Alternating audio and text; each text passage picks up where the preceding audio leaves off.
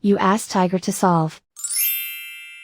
This deals with linear equations with one unknown. The final result is y equals 2/11. Let's solve it step by step. Simplify the expression. Expand the parentheses. Multiply the coefficients. Simplify the arithmetic. Expand the parentheses. Simplify the arithmetic. Group all constants on the right side of the equation. Subtract 4 from both sides.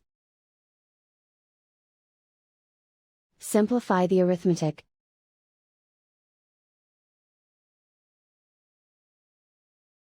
Isolate the y.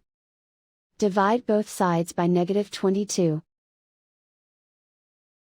Cancel out the negatives. Simplify the fraction. Cancel out the negatives. Find the greatest common factor of the numerator and denominator.